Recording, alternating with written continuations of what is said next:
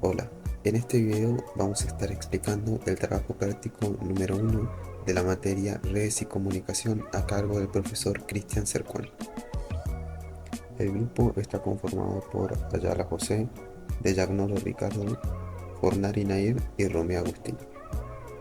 A lo largo de este video vamos a ir explicando algunos conceptos que dimos durante este primer mes de la materia. Y al final vamos a explicar acerca de la actividad práctica que tuvimos en este trabajo, que es básicamente una simulación acerca de la conectividad y la comunicación entre diferentes dispositivos. Aunque no nos demos cuenta, las redes han existido desde tiempos muy lejanos. Ejemplo de ello es el camino, el ferrocarril, el telégrafo, el tendido telefónico y por último en la era de la información, las redes de computadora y de internet. El hombre sabe que necesita estar comunicado, por eso a lo largo de la historia buscó permanentemente el mejoramiento de intercambio de la información a través de redes hasta alcanzar lo que hoy conocemos como redes de computadoras. Una red de comunicaciones es un conjunto de dispositivos que se conectan para intercambiar recursos de información. Sus ventajas son que tiene menor costo de hardware y software y fácil intercambio de información, además de mayor almacenamiento. Y sus desventajas son que tenemos que poner una fuerte inversión inicial de tiempo y dinero para la compra del hardware y de software en red. A continuación vamos a explicar el concepto de sistema teleinformático según el autor estadounidense William Stanley. El sistema teleinformático se refiere básicamente a la disciplina que trata la comunicación entre equipos de computación distantes. Es decir, que es la ciencia que trata la comunicación a distancia entre diferentes procesos. Formalmente, la teleinformática es la ciencia que estudia el conjunto de técnicas necesarias para poder transmitir datos a distancia por medio de sistemas informáticos entre puntos situados en lugares remotos a través de las telecomunicaciones. El uso de un sistema de telecomunicaciones da lugar tanto a una conversión de digital a analógico como a una analógica a digital. La mayoría de los terminales en las redes de telecomunicación son analógicos y las redes utilizan una mezcla de técnicas y dispositivos analógicos digitales. Bueno, algunas funciones básicas del sistema de teleinformática son, por ejemplo, la comunicación, que es facilitar la transferencia de datos entre diferentes dispositivos, usuarios o sistemas, ya sea de manera local o remota. También tenemos lo que sería el procesamiento, que es básicamente procesar y manipular la información recibida según las necesidades del usuario o del sistema. También tenemos lo que sería el almacenamiento, que se encarga de guardar y recuperar datos para su posterior uso utilizando dispositivos de almacenamiento como los discos duros, las unidades flash y los servidores de almacenamiento. También tenemos el control y la gestión. Esto sirve más que nada para administrar los recursos del sistema, supervisar su funcionamiento y también garantizar la seguridad y la integridad de los datos. También tenemos la interconexión. Los diferentes elementos del sistema están conectados entre sí para permitir la transmisión de datos. Esto puede implicar el uso de cables, señales inalámbricas, satélites, etc. También tenemos la transmisión de datos. El sistema permite enviar y recibir información de manera eficaz. Esto puede implicar el uso de diferentes protocolos y estándares de comunicación. También tenemos el procesamiento de datos, en donde los datos recibidos son procesados para su interpretación y almacenamiento. Esto puede implicar el uso de diferentes tipos de software, tanto de software como de hardware. Y por último tenemos la seguridad, que se implementan medidas para proteger la información transmitida de posibles amenazas. Esto puede implicar el uso de técnicas de cifrado, firewall, etc. Bueno, con respecto a lo que sería la clasificación, va a depender del autor que estemos usando. En este caso nosotros usamos el libro de William Stanley, el cual clasifica lo que sería el sistema teleinformático en dos partes. Tenemos según el medio físico de transporte de señales y por otro lado tenemos según el medio de vista de señales que maneja.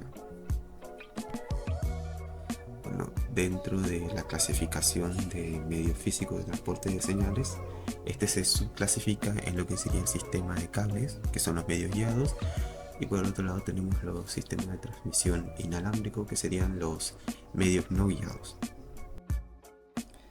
En lo que sería el sistema de cable, los medios guiados, tenemos tres tipos a su vez, que sería el par trenzado, el cable coaxial y la fibra óptica. En el primero, el par trenzado, se refiere a lo que serían los cables UTP, STP y FTP. Estos están aislados independientemente, pero están trenzados conjuntamente. A veces están como una especie de embutido en un cable y normalmente se instala en los edificios de construcción, tal y como aparece en la imagen. Por otro lado tenemos lo que sería el cable coaxial. Es el medio más versátil, se usa para la distribución de televisión, lo que sería la antena para televisión y televisión por cable, y también para la telefonía a larga distancia. Este está siendo reemplazado por la fibra óptica y también se utiliza en lo que serían las redes de área local. Esta se divide a su vez en analógicas, donde están los amplificadores cada muy pocos kilómetros, y en digital, donde hay repetidor cada kilómetro. Y por último tenemos la fibra óptica, que quizás es la más conocida. Esta tiene una mayor capacidad y también tiene una mayor velocidad de transmisión de cientos de Gbps y cuenta con un menor tamaño y también con un menor peso. Y este también tiene lo que sería una mayor separación entre repetidores, donde se pueden aplicar la fibra óptica. Tenemos lo que serían las transmisiones a larga distancia, transmisiones metropolitanas, áreas o sea, accesos a áreas rurales, también las redes de área local. Pero como información adicional de lo que serían las fibras ópticas, tenemos acá los modos de transmisión en las fibras ópticas, el cual tenemos el multimodo de índice discreto, que está representado gráficamente. También tenemos el multimodo de índice gradual y por último el monomodo.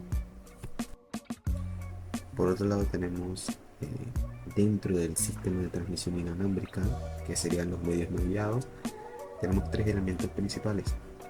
Tenemos lo que sería el infrarrojo, que se caracteriza por no atravesar las paredes y presenta una alineación de transmisores, receptores.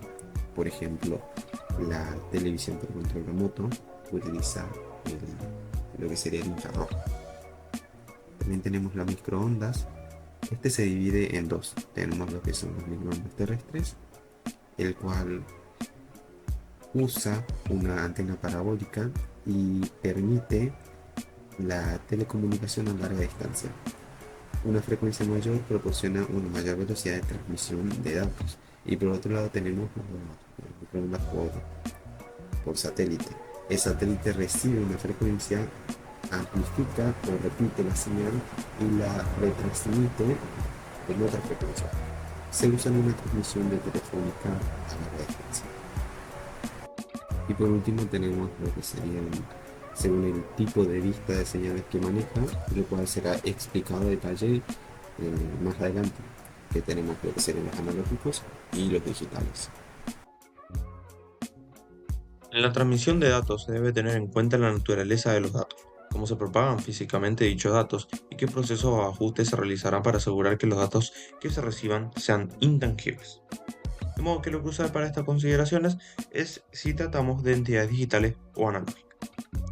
Antes de seguir con esto, hay que mencionar tres conceptos principales e importantes, viniendo siendo los datos, la señalización y la transmisión. Con respecto a los datos, encontramos los datos analógicos, que pueden tomar valores en algún intervalo continuo, como por ejemplo videos o voces. La mayoría de los datos que se capturan con sensores son con sensores como los de temperatura y presión, los cuales son continuos. mientras que los datos digitales toman valores discretos, por ejemplo textos o números enteros. Siguiendo encontramos las señales. En un sistema de comunicaciones, los datos se propagan de un punto a otro mediante señales eléctricas. Una señal analógica es una onda electromagnética que varía continuamente y que según sea su espectro puede propagarse por distintos medios, como por ejemplo medios conductores como un par tensado, un cable coaxial, un cable de fibra óptica o a través de la atmósfera o el espacio. Por otro lado, una señal digital es una secuencia de pulsos de tensión que se pueden transmitir a través de un medio conductor.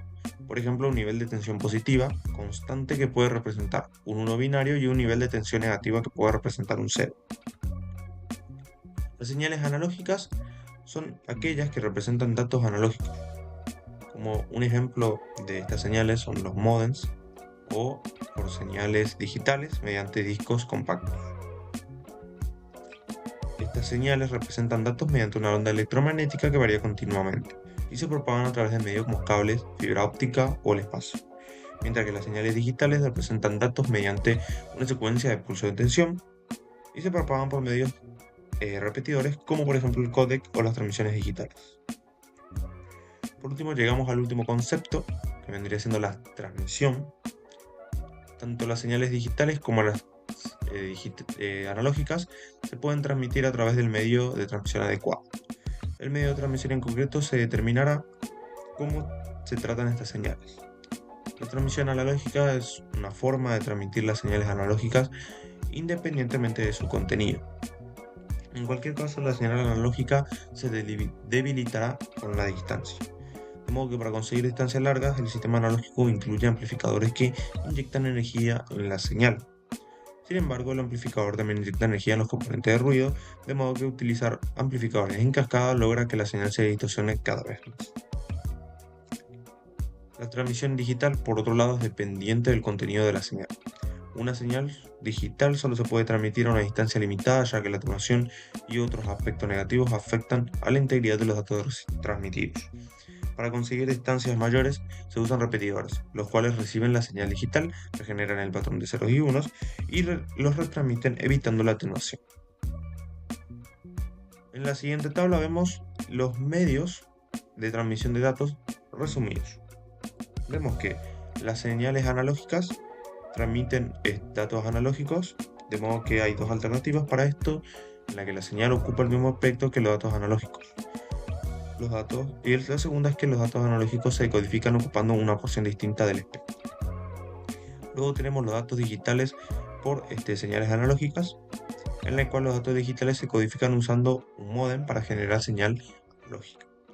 Después encontraríamos los datos analógicos con señales digitales, en el cual los datos analógicos se codifican utilizando un códec para generar una cadena de bits, y los datos digitales a través de señales digitales. Encontramos dos alternativas. La primera consiste, la señal consiste en dos niveles de tensión que representan dos valores binarios.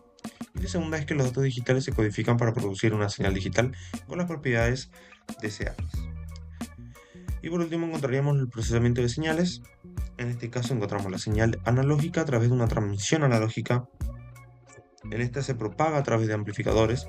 Se trata de igual manera si la señal se usa para representar datos analógicos o digitales. Y luego encontraríamos la señal analógica a través de transmisión digital, en la que la señal analógica representa datos digitales. La señal se propaga a través de repetidores. En cada repetidor los datos digitales se obtienen de la señal de entrada y se usan para regenerar una nueva señal analógica de salida. La señal digital a través de transmisión analógica no se utiliza, pero sí se utiliza a través de transmisión digital, en el cual la señal digital representa una cadena de unos o ceros, los cuales pueden representar datos digitales o pueden ser resultado de la codificación de datos analógicos. De modo que la señal se propaga a través de repetidores. En cada repetidor se recupera la cadena de unos y ceros a partir de la señal de entrada, a partir de los cuales se genera la nueva cadena de salida. Yo soy de Yagnolo Ricardo y voy a pasar a explicar la clasificación de señales utilizadas en telecomunicaciones. En el ámbito de las telecomunicaciones, las señales se clasifican en dos tipos principales. En primer lugar, las analógicas. Las señales analógicas son ondas electromagnéticas que pueden tomar todos los valores posibles de un intervalo. Es decir, que para pasar de un valor a otro, primero debe pasar por todos los valores intermedios. Por esto podemos decir que este tipo de señal es una señal continua. Las señales analógicas son percibidas por el ambiente y se transforman en señales eléctricas mediante un transductor para su debido tratamiento. También pueden viajar a través de distintos medios como cables. Algunas propiedades de la señal analógica son, como ya dijimos, poder tomar infinitos valores dado un rango, y también son señales sensibles a interferencias y ruido, por lo que puede sufrir alguna pérdida de calidad durante la transmisión, pero sin embargo pueden representar señales muy precisas. Tenemos ejemplos de señales analógicas como las señales de radio, la AM, la FM, señales de telefonía antigua, los teléfonos de línea fija, o también la señal de televisión antigua. Actualmente tenemos las señales digitales, que son señales discretas en el tiempo y en amplitud. ¿Esto qué quiere decir? Que la señal solo puede tomar uno de dos valores que representan información, mediante valores específicos a través de una secuencia de bits, es decir, a través de ceros y unos. Estos valores específicos solo pueden ser tomados en intervalos definidos de tiempo. Algunas propiedades de la señal digital son la cuantificación, ya que justamente tenemos valores finitos, limitados y predefinidos. También es mejor en la transmisión, ya que tiene una mayor resistencia a interferencias.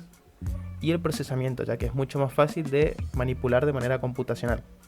Ejemplos de señales digitales tenemos las comunicaciones por internet, las señales de televisión digital, la telefonía móvil digital o la transmisión de datos por computadora. Pasamos con otro tema, que son las unidades de medidas utilizadas en la comunicación de datos o en la velocidad de transmisión de datos. La velocidad de transmisión de datos mide el tiempo que tarda un host o un servidor en poner en la línea de transmisión el paquete de datos a enviar. Aquí utilizamos múltiplos de 10 por unidad de tiempo.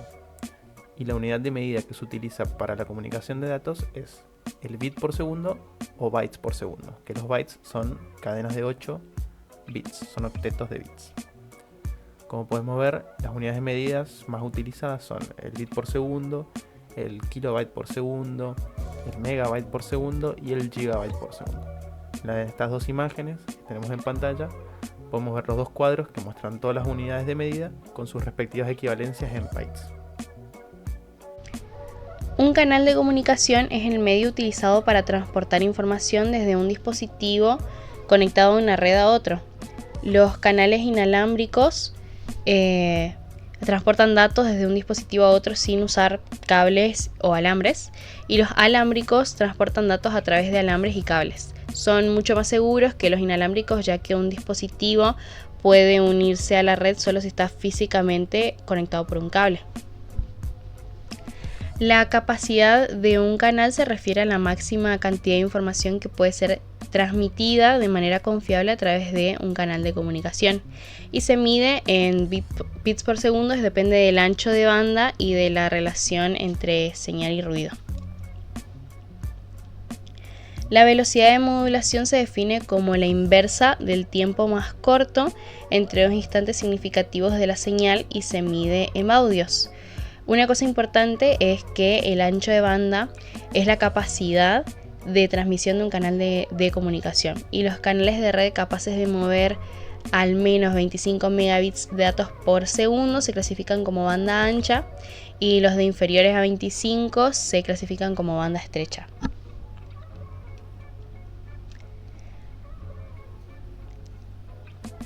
Existen diferentes tipos de transmisión según la dirección y la simultaneidad del flujo de datos. Tenemos simplex, donde la comunicación se realiza en un solo sentido, el emisor envía y el receptor solamente recibe sin posibilidad de invertir los roles. Semiduplex, donde la comunicación es bidireccional, pero no simultánea, porque los dispositivos pueden alternar entre enviar y recibir, pero no al mismo tiempo. Y el duplex completo, donde la comunicación es bidireccional y simultánea. Ambos dispositivos pueden enviar y recibir datos al mismo tiempo. La transmisión de datos entre un emisor y un receptor siempre se realiza a través de un medio de transmisión. Los medios de transmisión los podemos clasificar como guiados y no guiados. En ambos casos, la comunicación se realiza con ondas electromagnéticas. Por un lado, en los medios guiados, como por ejemplo los pares tensados, los cables coaxiales y la fibra óptica, las ondas se transmiten combinándolas a lo largo del camino físico. Por el contrario, los medios no guiados proporcionan una forma de transmitir las ondas electromagnéticas sin combinarlas, como por medio de la propagación a través del aire, el mar o el vacío. Siguiendo, encontramos los modos de transmisión de datos. Estos modos se clasifican según su direccionalidad y momento en el que se efectúa la transmisión. Se clasifican en simplex, en el cual solo es posible la transmisión en un sentido, del terminal que origina la información hacia el que recibe y procesa, por ejemplo, las emisoras de radiodifusión y las televisiones. Luego encontramos half duplex, en la cual ambas estaciones pueden transmitir, pero no simultáneamente, como por ejemplo las transmisiones efectuadas por radioaficionados. También se denominan en dos sentidos alternos, aludiendo al hecho de que las dos estaciones pueden transmitir alternativamente. Y por último encontramos full duplex, en el cual ambas estaciones pueden transmitir al mismo tiempo, como por ejemplo las comunicaciones telefónicas. En esta parte del video vamos a hablar acerca de la modulación de redes y comunicación. Vamos a definir qué es la modulación y también vamos a hablar acerca de la clasificación según el autor William Stanley. La modulación es un proceso que permite transmitir información a través de una señal portadora, como una onda de radio, una fibra óptica o un cable. Es esencial para los sistemas de comunicación ya que permite codificar, transmitir y decodificar diferentes tipos de datos, como por ejemplo voz, texto, imagen o también video. Con respecto a su clasificación, tenemos lo que se ven 3 tipos, que son los principales, y luego tenemos 2. Tenemos el primero, que sería la modulación por desplazamiento de amplitud.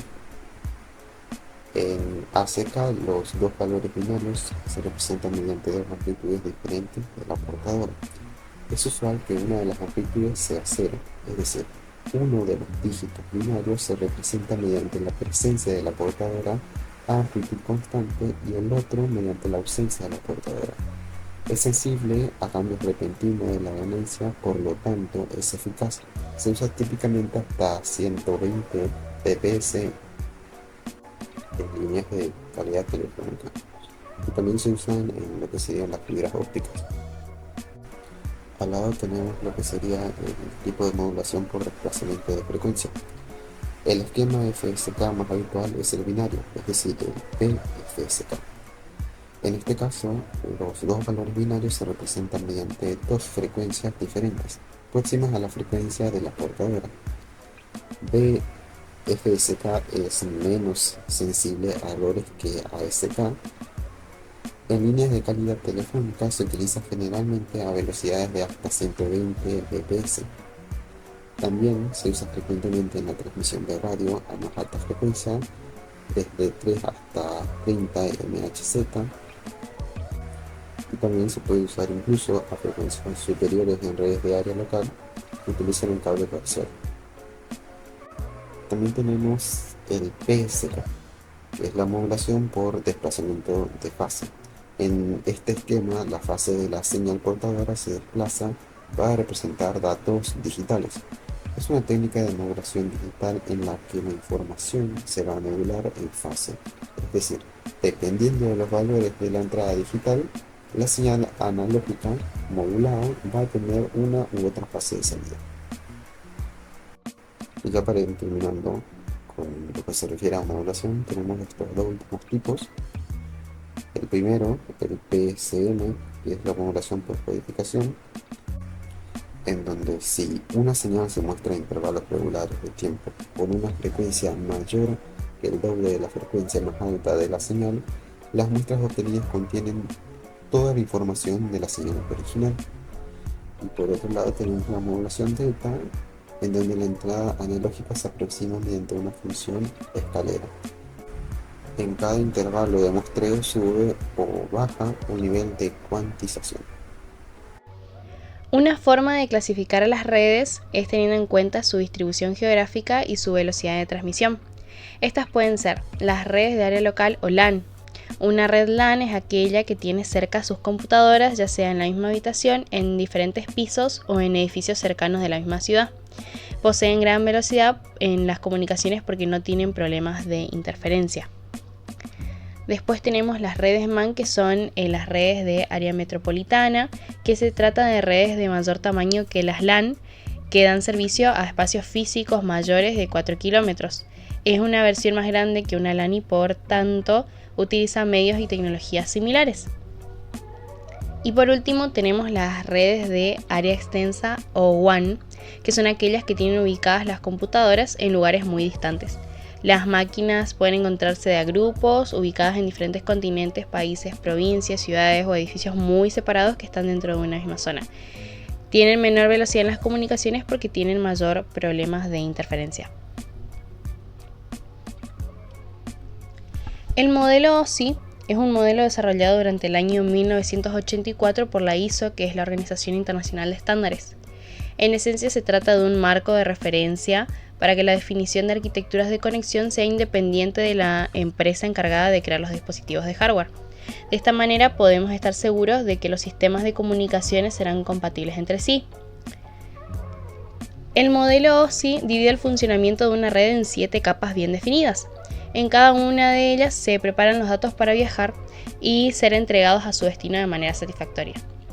En el nivel 1, que es la capa física, se encarga de gestionar tanto la conexión de los medios físicos como la transmisión de la información.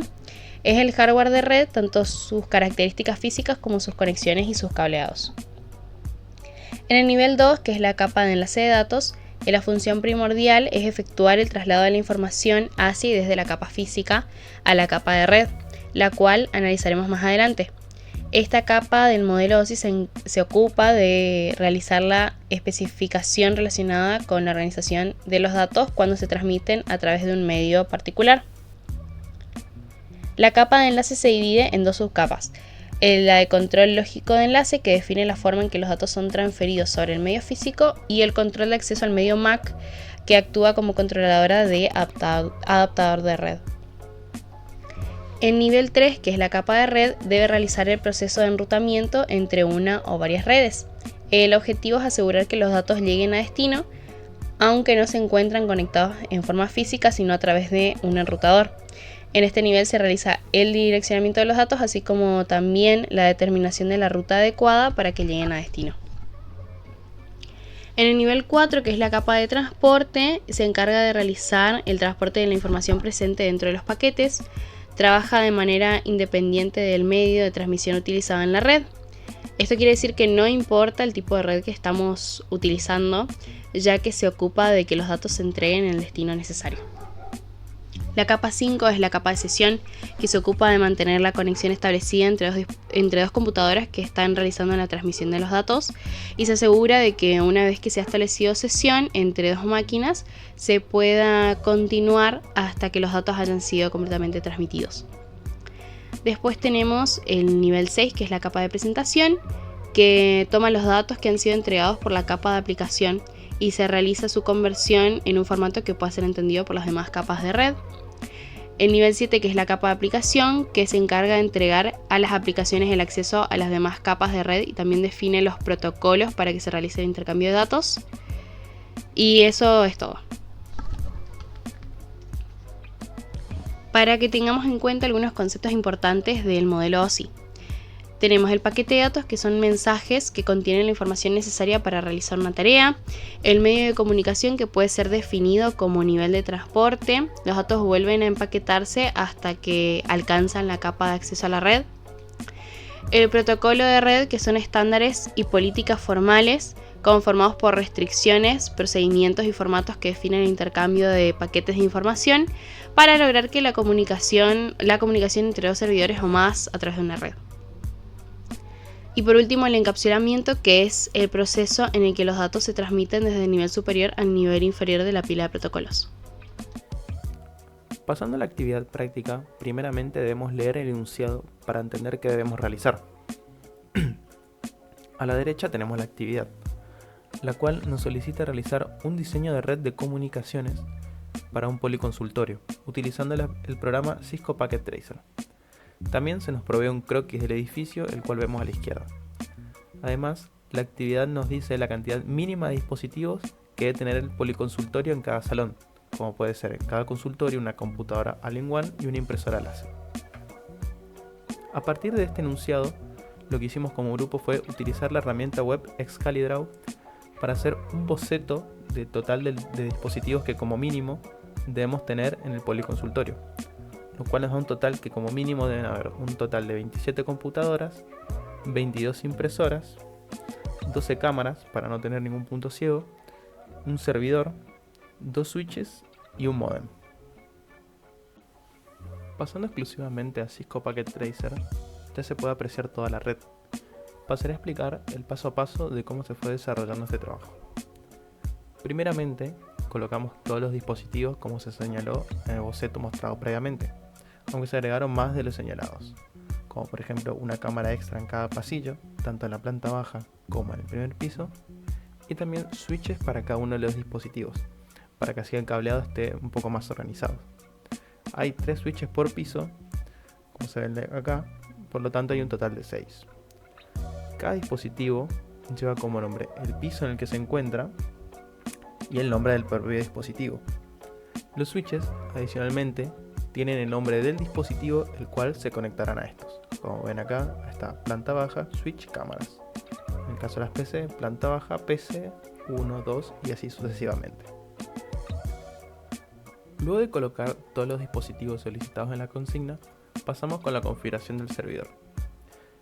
El servidor, por defecto, viene con un solo módulo para conexión Ethernet, y lo que hicimos nosotros fue añadirle un segundo módulo para que se pueda conectar tanto el modem como un switch.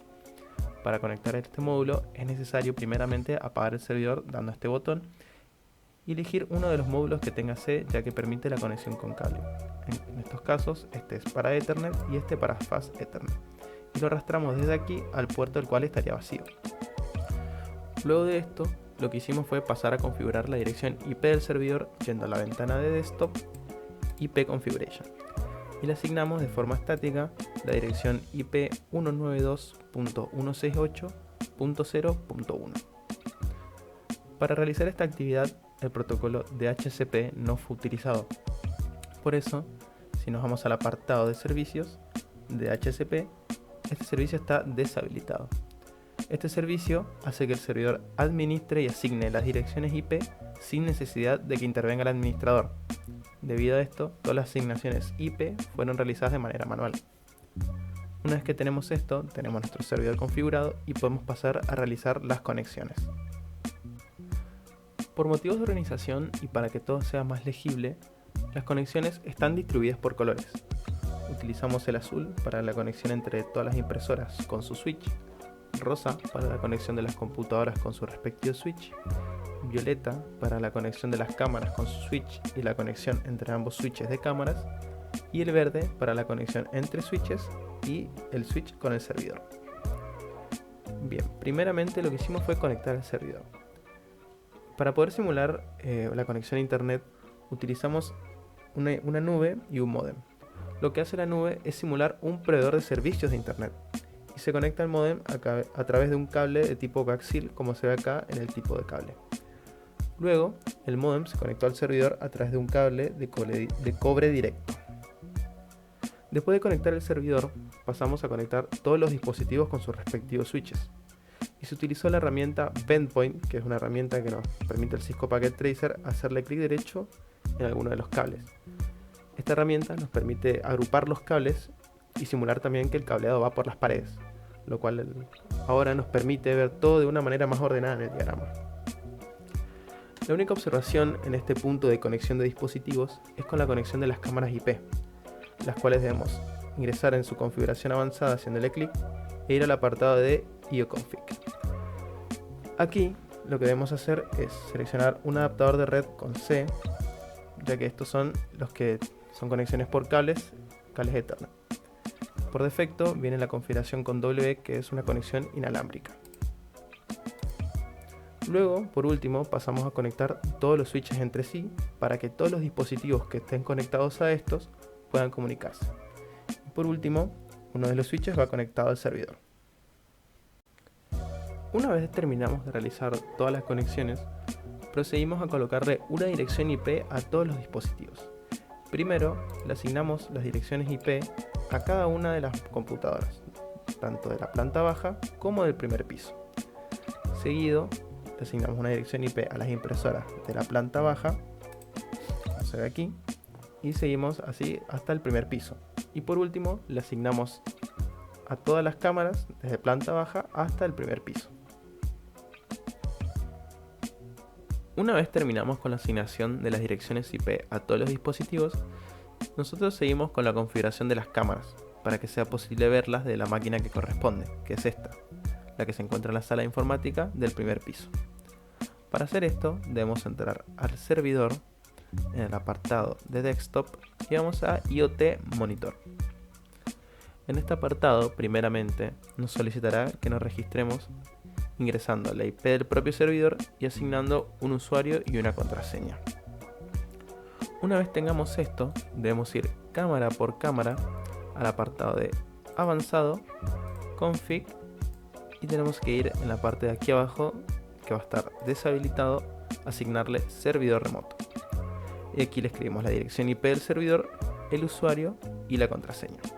En este caso es 192.168.0.1 y el usuario y la contraseña es admin. Le damos en el botón de conectar y la cámara está conectada. Para poder verlas, ingresamos desde la máquina específica en el apartado de desktop, IoT Monitor, y aquí debemos, para ingresar, no voy a salir, voy a ingresar la IP del propio servidor y el usuario y la contraseña. Voy a iniciar y aquí podemos ver todas las cámaras que están conectadas en el servidor. Si yo aprieto acá, se puede ver claramente que la cámara está funcionando correctamente. Por último, vamos a realizar algunas pruebas para demostrar que las conexiones y la red funcionan correctamente. En primer lugar, vamos a hacer que dos dispositivos se comuniquen entre sí. Para esto utilizamos este simbolito de carta que tenemos acá y seleccionamos dos dispositivos. El primero va a ser el dispositivo emisor y el segundo va a ser el receptor, por ejemplo desde la PC1 a la PC2. Como podemos ver acá abajo, nos sale que el estado de nuestra solicitud es exitoso, y así podemos realizarlo con todos los dispositivos, por ejemplo esta PC con su impresora o incluso cualquier PC de la planta baja con una PC del primer piso cualquiera. Otra de las pruebas que podemos realizar es enviando un ping de una máquina a la otra, viendo si se pierde por el camino alguno de los paquetes. Por ejemplo, voy a ingresar en esta máquina, voy al apartado de desktop y voy a command prompt. Aquí lo que voy a hacer es enviar un ping a cualquiera de las máquinas, por ejemplo a la 192.168.0.2, que es la máquina que está acá, la PC número 1. Voy a enter y como se ve, todos los paquetes se están enviando correctamente. Por último, podemos realizar una prueba ingresando a la IP del servidor. Lo voy a hacer desde cualquier PC, por ejemplo a la número 3 del primer piso. Voy al apartado de desktop, voy a web browser y en esta parte voy a ingresar la IP del servidor, que es 192.168.0.1. Le daré a go y aquí me sale esto que es prueba de servidor, que es un archivo HTML que yo creé previamente en el apartado de servicios de HTTP. Si voy al servidor, el apartado de servicios, HTTP, y sale este index.html. Si le doy a editar, es lo que tenía, un H1 con un prueba de servidor. Esto es todo lo que corresponde a la parte práctica del trabajo práctico número 1 de redes y comunicaciones.